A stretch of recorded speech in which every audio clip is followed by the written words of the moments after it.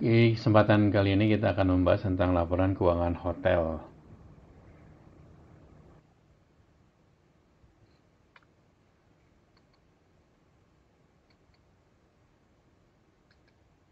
Jadi laporan keuangan hotel itu ada 3 jenis, sama seperti laporan keuangan perusahaan, yaitu adalah laporan laba rugi, laporan perubahan modal, dan yang terakhir adalah neraca.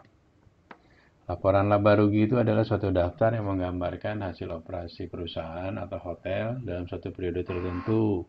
Misalnya 1 bulan, 1 tahun, 3 kuarter, 1 semester, dan sebagainya. Nah, laporan rugi laba ini menggambarkan keberhasilan atau kegagalan hotel di dalam operasionalnya. Bisa jadi lebih besar biaya daripada revenue-nya. Nah, komponen di dalam laba rugi adalah yang pertama adalah pendapatan. Pendapatan ini dapat dari mana? Dari penjualan kamar, penjualan food and beverage, penjualan laundry, telepon, dan yang lain-lain. Dikurangi dengan biaya-biaya, salah satunya adalah biaya harga pokok, misalnya food cost, beverage cost, dan sebagainya. Juga biaya-biaya lain seperti biaya gaji, ditambah ada undistributed expenses ya di hotel itu, yaitu departemen yang tidak mempunyai penjualan seperti departemen penjualan, sales and marketing, departemen HRD, departemen akunting, departemen engineering ya. Nah, setelah pendapatan dikurangin biaya, maka akan timbul dua, yaitu menjadi laba atau menjadi rugi ya. Nah, kalau laba adalah berarti pendapatannya lebih besar daripada biaya. Kalau rugi sebaliknya. Nah, ini adalah contoh dari laporan rugi laba untuk satu perusahaan kecil ya. Di sini ada pendapatan usahanya. Terus karena perusahaan kecil biayanya juga tidak banyak, nanti total dari biaya ini akan dikurangkan dari pendapatan usaha. Jika pendapatan usaha lebih besar, maka akan timbul laba atau untung atau profit ya istilah di hotel.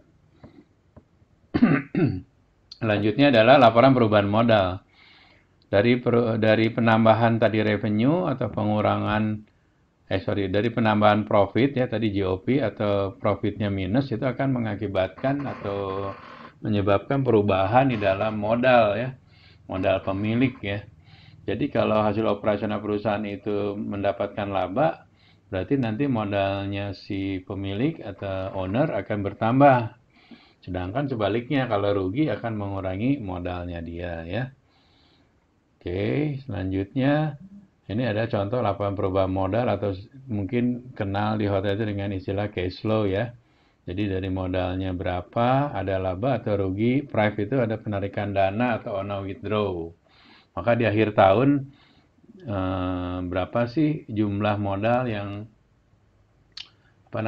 yang ada di perusahaan itu karena ada penambahan keuntungan atau adanya kerugian ya. Nah, selanjutnya adalah neraca atau kita sebut dengan balance sheet ya. Balance sheet ini adalah potret asli dari hotel tersebut. Banyak GM atau FC, Chief Accountant, kadang-kadang menyimpan biaya, disimpan di neraca dulu tuh biar kelihatan GOP-nya bagus ya. Nah, makanya balance sheet itu justru menunjukkan yang sebenarnya gitu ya. Oke, di neraca itu terdiri dari adanya satu pertama adalah aktiva. Aktiva itu seperti tadi adalah kekayaan perusahaan ya. Bisa berupa uang, bisa berupa juga piutang dan sebagainya. Nah, ini contoh-contoh dari aktiva. Aktiva dibagi dua. Ada aktiva lancar dan aktiva tetap. Aktiva lancar itu uang cash. Terus misalnya tadi labanya disimpan di saham. Ada piutang, misalnya banyak beberapa corporate masih piutang belum bayar. Nah, itu adalah piutang atau istilahnya account receivable ya. Terus pembelian barang-barang atau inventory, barang-barang untuk F&B kan tidak semuanya langsung dipakai, itu masih ada di gudang. Nah, itu masih ada nilai uangnya, cuman berbentuk barang ya. Aktiva lancar itu adalah sekelompok sekelompok pos yang bisa diuangkan secara cepat ya, walaupun waktunya tidak cepat 1 hari ya, kayak AR ada waktunya, persediaan barang tuh kalau dijual lagi ada waktunya. Nah, sedangkan kalau aktiva tetap ini untuk jual lebih lama lagi ya. Jadi dari tanah, gedung, mesin, peralatan kantor, dan kendaraan. Nah, setelah tadi kan ada aktiva, yang lainnya adalah utang. Utang itu dibagi menjadi dua, utang jangka pendek, biasanya utang ke supplier, utang pajak ke Dispenda, utang PPH, PPN ya, sama utang-utang yang masih harus dibayar. Yang kedua ada utang jangka panjang. Biasanya utang jangka panjang adalah apa? Adalah utang dari pemilik ya, misalnya utang pinjam ke bank. Nah, dimasukkan ke jangka panjang. Nah, ini modal. Biasanya owner tuh memberikan modal cash dan juga modal yang pinjaman berupa pinjaman hutang dari bank ya. Nah, nanti akan muncul nih di sini. Berapa sih modal awalnya si owner bikin hotel? Berapa pinjaman banknya? Nah, di sini nongol. Dari modal uang owner dan hutang, jadilah hotel itu. Di dalam hotel itu ada gedung, ada uangnya, ada aktivanya, dan sebagainya. Ya, ini contoh studi kasus diketahui uang kas, piutang, dan sebagainya.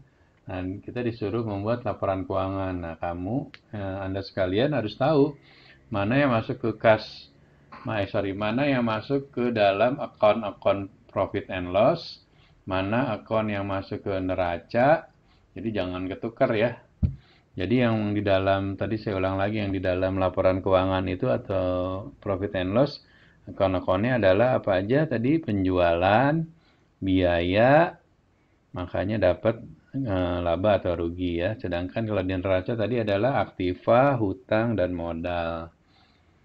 Maka laporannya adalah, yang masuk adalah tadi kan pendapatan usaha sama biaya-biaya, maka dapatlah laba bersih. Nah, selanjutnya ini perubahan modal. Tadi kan ada laba tuh, labanya 1,5, modal awalnya 30 juta. Terus ditarik owner 1 juta, jadi menambah modalnya 500.000 ya. Jadi modalnya si owner bertambah menjadi 30.500.000. Nah, ini di neraca nih, tadi modalnya kan bertambah nih ya, jadi 30.500.000 karena ada 500 tadi keuntungan dipotong penarikan ya. Ini hubungan antara laporan keuangan yang tadi saya ceritain nih. Jadi dari laba bersih ini, itu nanti di laporan perubahan modal adalah menambah uang ya, menambah modal ya pada owner. Nah, dari hasil ini, modal tambahan ini akan menambah modal dan lari ke neraca. Oke, coba sekarang kita latihan. Ini diketahui data keuangan Hotel Jaya seperti ini, bikin laporan keuangan. Seperti saya bilang tadi, yang masuk di akun-akun di laporan keuangan apa aja? Perlengkapan kantor, pendapatan, pokoknya ada pendapatan itu masuk ke dalam laporan keuangan ya. Tanah ini masuk nggak? Tanah ini nggak masuk ya, itu sebagai aset. Utang juga tadi sebagai akun di neraca. COD arah muka juga neraca, modal awal neraca, pendapatan masuk ke PNL account, hutang bank, PNL atau neraca. Hutang bank tadi saya bilang bahwa hutang jangka panjang ya, itu ada di neraca, biaya masuk ke PNL. Maka laporan keuangannya adalah sebagai berikut.